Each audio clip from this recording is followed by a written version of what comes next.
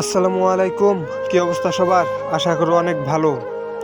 তো আপনারা অনেকে দেশ থেকে মনে করেন হয়তো প্রবাসটা অনেক শান্তির একটা দেশ, বিদেশে যেয়ে শুধু ঘুরবো ফিরবো আর খাবো। আবার অনেকেরও আশা থাকে এটা, বিদেশে যাব 2 বছর থাকবো, 10 লাখ টাকা ইনকাম করে আবার দেশে চলে আসবো। কিন্তু এটা নয়, আপনি একবার বিদেশে আসার পরে এটা কোনোভাবেই সম্ভব হবে না। কারণ এখনো অনেক প্রবাসী রয়েছে এখানে 4 বছর 5 বছর ধরে রয়েছে, কিন্তু তাদের দিন আয় এখনো শোধ হয়নি। যাদের কপাল একটু ভালো হয় তারাই মূলত এই বিদেশে এসে সুখ করতে পারে, বেশি টাকা ইনকাম করতে পারে। এই বিদেশে এমনও অনেক লোক রয়েছে সাপ্লাই ভিসা বা ভিসা নেই, কাগজপাতি নেই, এভাবেই অবৈধ হয়ে রয়েছে, কাজ নেই।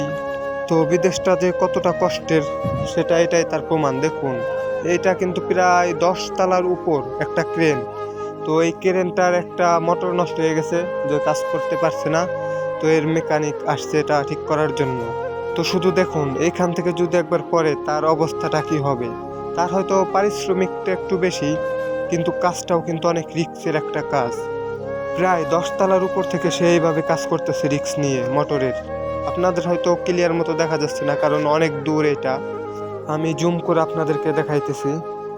তো আপনারা যারা দুবাই আসতে চান, আপনাদের জন্য একটাই কথা, সেটা হলো আপনারা যেই কাজে আসেন, আসার আগে ভেবেচিন্তে আসবেন।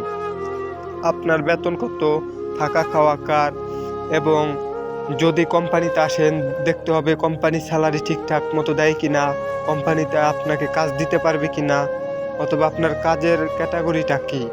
তাহলে বিদেশে এসে কিছু একটা করতে পারবেন।